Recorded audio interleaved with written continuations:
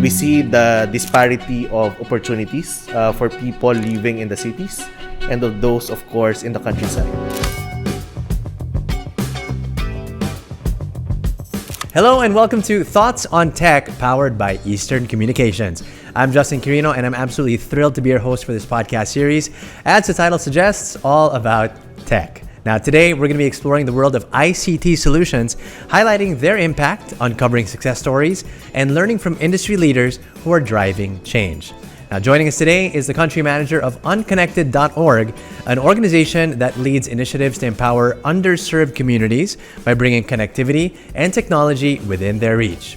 Our guest today has a very strong passion for digital inclusion and advocates for bridging the digital divide and ensuring that educational opportunities and growth are accessible to absolutely everyone. Folks, let's welcome Benjz Sevilla. Hi, good day, good day. I'm very happy to be here. Hi, Benjz. It's good to talk to you today. Yep. You're such a decorated speaker, such a decorated resource person, and I feel you're doing the Lord's work. And I mean, this is something we need in the Philippines. This is something also a niche that I see, in terms of the field of information and communications technology, sharing about the things we do, the impact that we provide communities. So I'm very happy for this space to also be able to share that with you today. Yep. Awesome.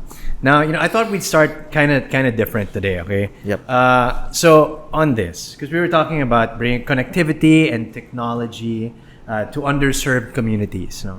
So on a scale of 1 to 10, how passionate are you about bringing connectivity and technology to underserved communities? I think I take connectivity for breakfast, lunch, and dinner. Wow. So it most likely is an 11 for that. Wow, 11 talaga. Okay. So I'm happy really to sort of share that, how we do it. So probably inspire others to join this call, to join this drive. Yep. Very nice. So 11 out of 10, no? Exactly where did that passion first start to kindle in you? Right. I would say that during my time in university, I was fortunate enough to be part of the government's internship program under the Science and Technology Ministry. So I was part of the Philippine Research, Education, and Government Information Network. I know it's a mouthful. Okay. It's a mouthful. Very few have seen the back ends of the internet. So when I first saw it, it's like it's something that's opened on me.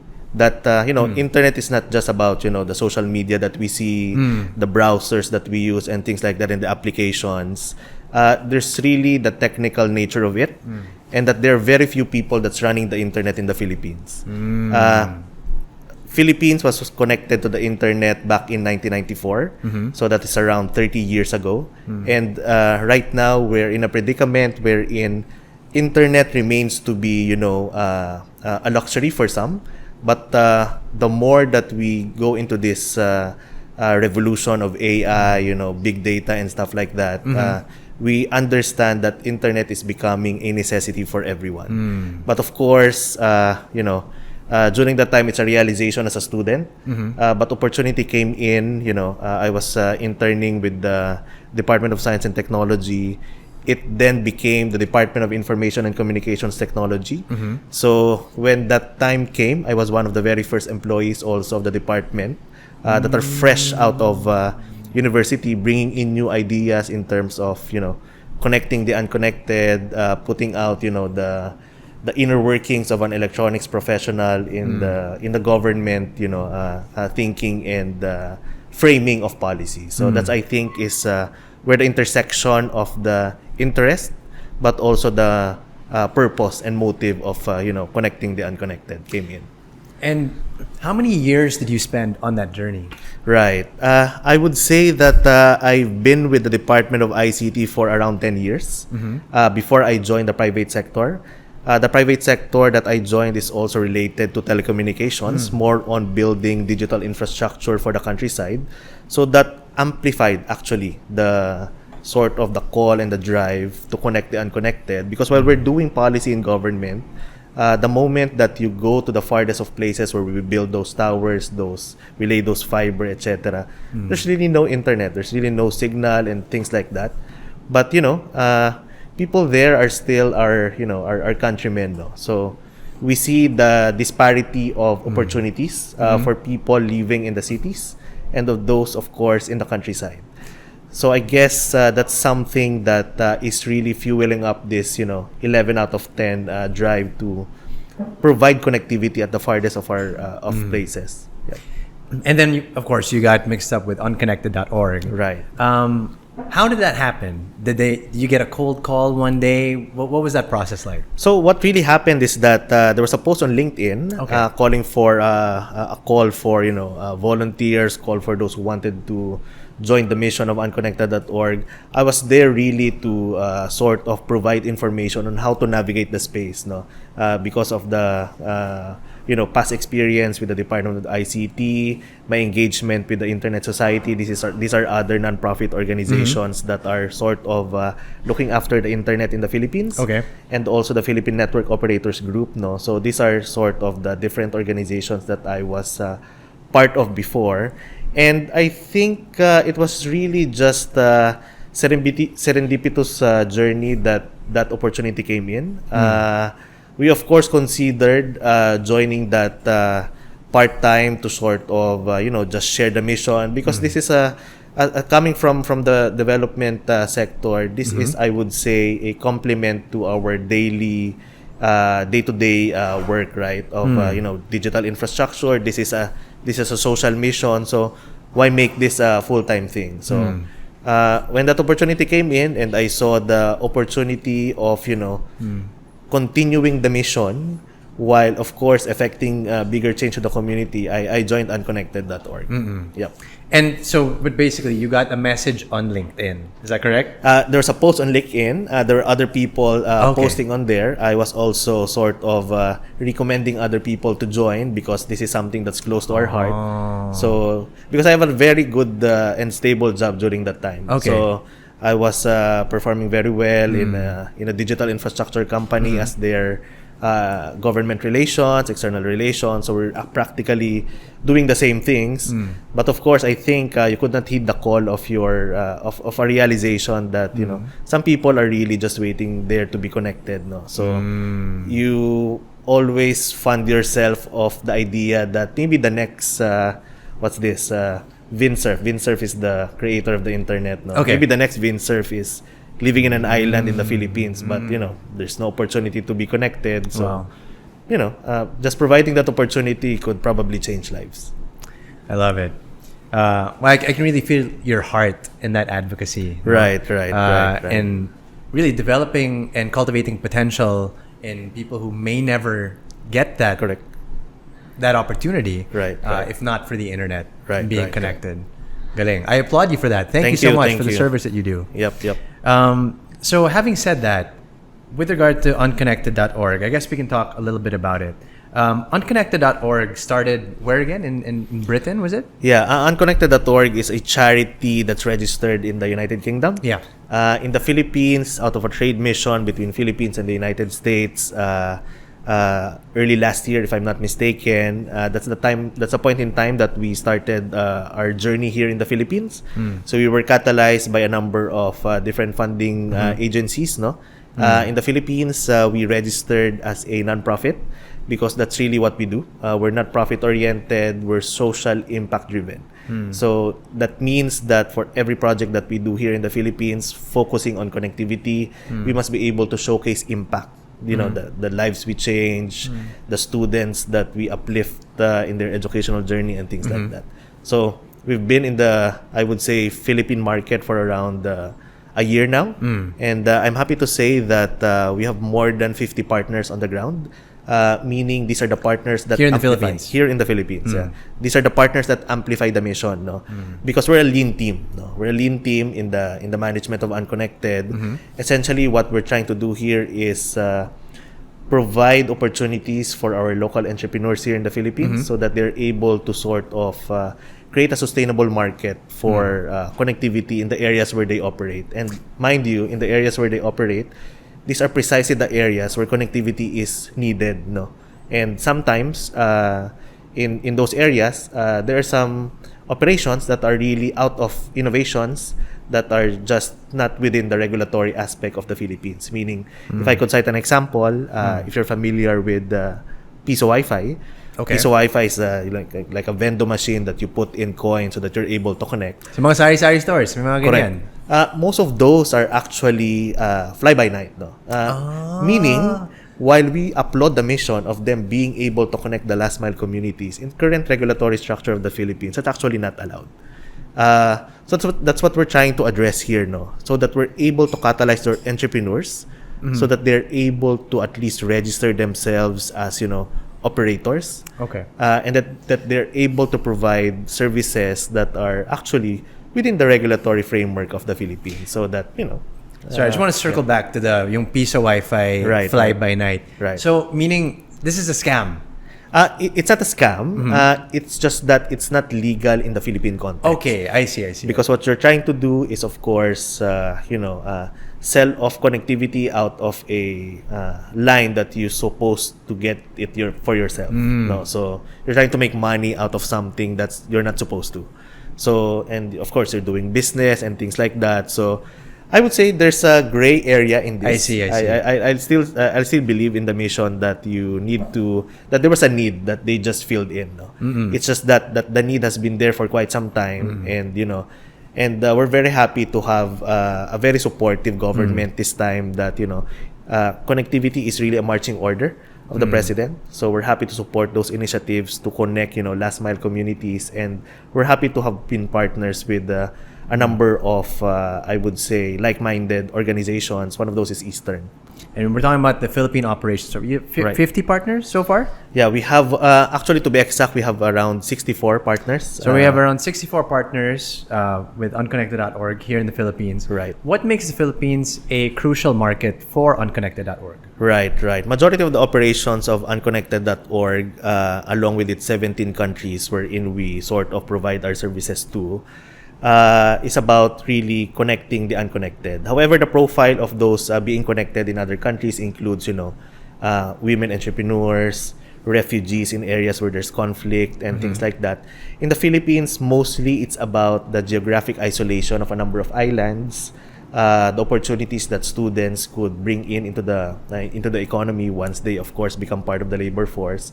So that realization is something that's unique to Unconnected's operations in the Philippines. But aside from education, we also focus on healthcare and disaster. So because that's something that's a social reality in the Philippines that we could not sort of disregard. We're visited by at least 10-15 typhoons every year. Yeah. And connectivity is something that fails at an instant in those far-flung areas. So imagine during peacetime, connectivity is already a challenge. Yeah.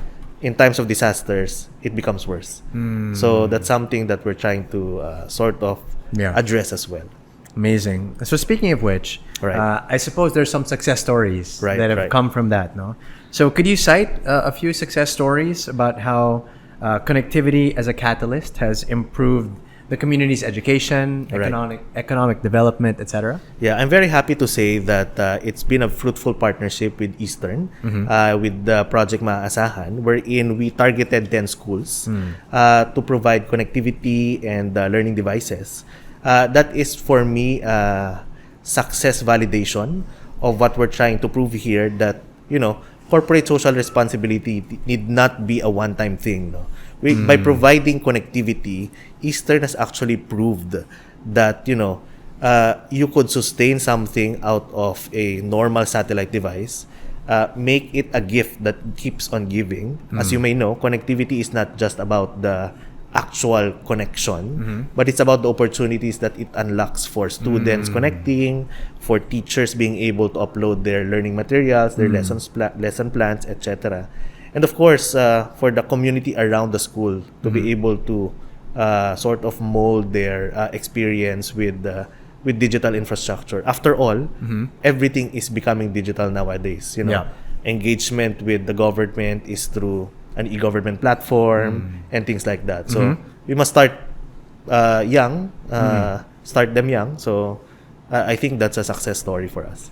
And it's free internet access. Correct. With Project Maaasahan. Correct.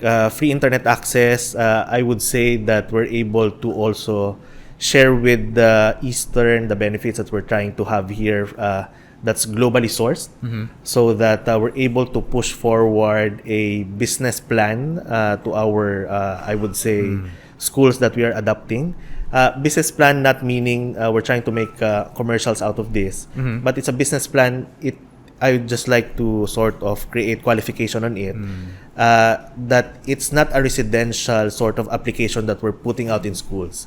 It's really something that, multiple students can access at the same time. It's uncapped and unlimited connectivity that we're talking about here. So you will not be sort of forced to keep the connectivity at the, for example, principal's office and things like that. It's meant to be shared to the community. Because you're not able to use up an unlimited, bandwidth, no. So unlimited bandwidth. That's something unique to unconnected also. This may be a more technical question, I guess. Sure. But so 10 schools so far? Around 10 schools? With Project Maasahan, 10 schools. With Project Maasahan. Yep. So with most of these schools, since so many students will be accessing it, including the staff and the faculty, etc. Right. What's the range of the Mbps, yung connectivity that they get there? Is it enough for them to seamlessly stream, let's say, YouTube videos? Right. Because there's so many educational resources on YouTube, etc. What is the usual speed like? So what our committed speed is, of course, 100 Mbps. Okay. But the farther the community is, the farther it is from the central areas, the more rural and remote it is.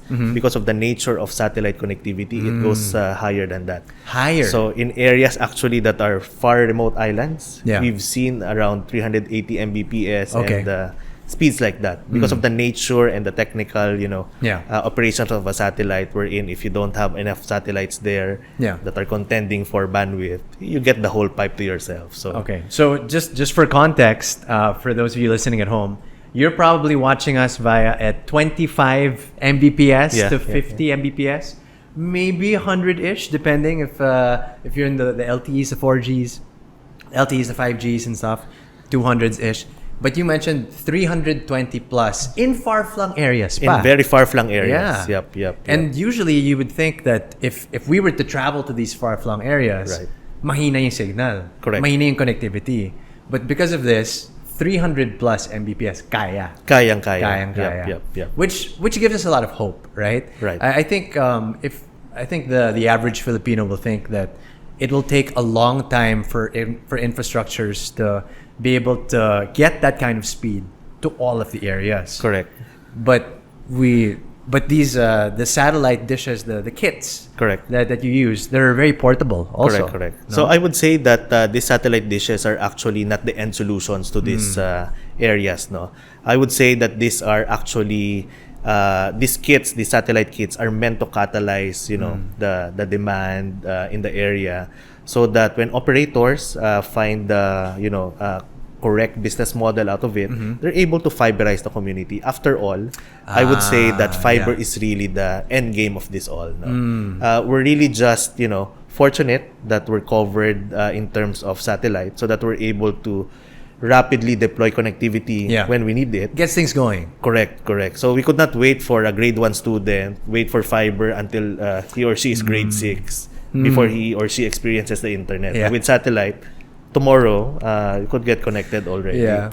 What's funny is, wag na tayo lumayo, diba? Dito sa Metro Manila, there are other even condominium buildings na wala silang provision for fiber. Correct. So what more the far-flung areas? Correct. Diba? So it really comes down to infrastructure as well, no? Right. Let's say I'm the principal of a school in Tawi-Tawi. And interesado po ako sa service dito sa unconnected.org. Right. Paano yung proseso nun? What's gonna happen? So what usually happens is that we actually unconnected.org works with ISP partners. For example, it's Eastern Communications. We work with ISP partners so that we're able to create a sustainable business model out of it. No? So we don't necessarily go to the schools directly. We make sure that there's someone that will take care of the equipment, and that those are the ISP partners that we have. The qualifications. Mostly it's about them signing up to the mission that they're able to sort of connect the schools sustainably, and of course ensure that there's impact. For us, number one is impact. No, we must be aligned that we're there to sort of create that ecosystem of impact for the community. How do you ensure that? We have a number of reporting mechanisms. And aside from that, I think vetting of partners is essential to this. No, of course, we review websites, we review their portfolio, but I'll tell you that because of the unique ecosystem of operators here in the Philippines, we're all part of sort of the Philippine Network Operators Group. We know each other. Yeah. No? We know each other. We know people who are really, going to the far-flung areas. So that makes our job easier.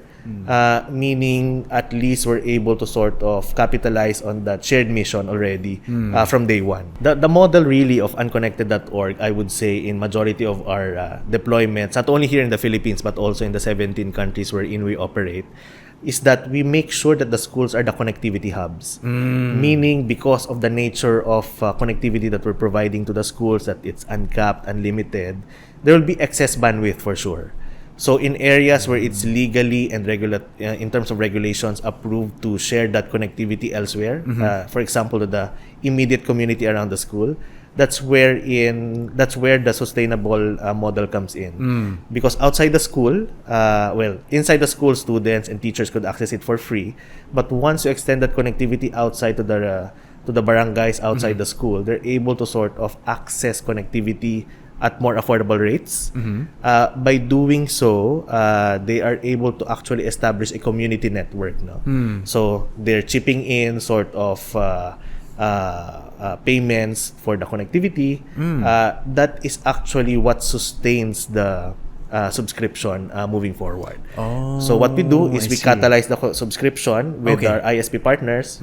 We give it for free for 6 months or 1 year, depending on the the qualification. So may duration siya. Yeah, may duration. But we try to also put skin in the game for the community. Meaning it's not free Wi-Fi that's, we're replicating the government's free Wi-Fi program. No, we're not doing that. We're complementing it so that, people are used to putting in some input to this model. So by the time that a commercial operator comes in, they will be receptive already, to be able to sustain connectivity. After all, again, what we're trying to teach here is that, internet is the new sort of highway that you won't travel to. You don't spend anymore for transportation and things like that. If you could do e-commerce on your device, that's right. Do it, no? That's one of the main things that the lockdown taught us, is that we can do business online. Correct. We can do education, we can do business online. Correct. And this is something you're providing to all of these schools as well. Right. And what I like is also, since you're treating the schools as the hubs, you're also making it a more positive experience for people to approach schools. Exactly. Spend time at schools. Correct. Diba? Actually, value education. Just an anecdote. We've seen actually longer times of students staying at schools because of the connectivity. So at Naka-TikTok lang. there are other one. May mga educational TikTok naman. Guys. Yeah, there are other platforms that they use. So sometimes really, we go to a point wherein we have to announce that we're shutting it off by 7 p.m. because you need to go home. So I guess that's a validation also that people, even young students, are really in need of connectivity. If they stay at schools, if that's an incentive for them to go to school, why not? We provide them. And I think, as I was sharing with you earlier as well, there's more than 12,000 schools that are yet to be connected to the internet. Wow. These schools are, these are government schools anyway. So meaning this is a good way to really start with. And I'm very happy to say that our president actually acknowledged that that this is a gap that everyone should chip in. They call it digital bayanihan. Digital bayanihan. Digital bayanihan, as led by the Department of ICT. So, as unconnected.org is one of those stakeholders, we're happy to sort of bridge that gap also, and participate in digital bayanihan in connecting schools. So once the schools are connected, are there any other systems in place to make sure that they're using the internet correctly? Right. Of course, aside from the anti-pornography and anti-online gambling and stuff like that, we make sure that the sites that they're going to are, of course, the educational ones. Of course, however, because it's unlimited and we're providing it sort of for free, we're happy to say that it's more of a digital literacy game already. So what we do is we actually submit the sites that we connect to the Department of ICT. They find the way to do, digital literacy programs, online safety programs, and cybersecurity programs for the students and teachers. So it's a community approach again. So I see. We're stimulating connectivity, but other people are now coming in with their additional support because they now find the motivation to, for example, donate laptops because there's connectivity already. Some organizations would want to talk about digital finance or financial inclusion because they have access to internet already, meaning they could do e-wallets, they could do mobile wallets. So there's a number of things that goes on that we just start with connectivity. So we're laser focused on connectivity first. For the businesses, what would be the best way to partner up with unconnected.org? Correct. I would say that in their current, for businesses who are doing CSRs, or for businesses that are really in the field of communications, we're trying to remove the capital expenditures from doing such, meaning we're covering for the expenses of the satellite device, we're internalizing that, also also the shipping. They could get in touch with us through unconnected.org. That's also our website. Unconnected.org. Look through the social impact stories that we've published. There are more than 300 stories already available. And I think it would be very good to highlight that we're also doing international exposure for companies. Meaning your exposure is not limited here to the Philippines, but because of the impact that you provide, because of the overarching nature of the internet as well, that it's not only local, you could access international content. So we're doing it with the United Nations, we're doing it with the International Telecommunications Union. These are big names in the field of telecommunications, interagency, collaboration of countries and things like that. We're able to showcase companies also that are doing this with us. So just recently, I was with ASEAN also, with the BIMP IAGA. These are organizations that are doing connectivity, and that's where we could highlight companies doing this with us. Very nice. All these highlights and everything, and you can get started just by going to unconnected.org. Yep. Now, for the casual viewers, do you have any random individuals who they don't want their name up there? They just want to support the cause, donate to the cause. Do you have any individuals that are like that currently? Correct. We actually call them volunteers. Okay. We used to have ambassadors, but we now sort of try to put in volunteer work in what we do, because some of them really are just passionate about technology. They just wanted to help in their own little way. It could be marketing, it could be in the field of engineering, it could be in the field of communications. We've had interest in these areas because some of them wanted to communicate it well enough, the social impact of connectivity. Some of the engineering interns that we're seeing are interested on how satellite works, how fiber is able to sustain connectivity also in schools.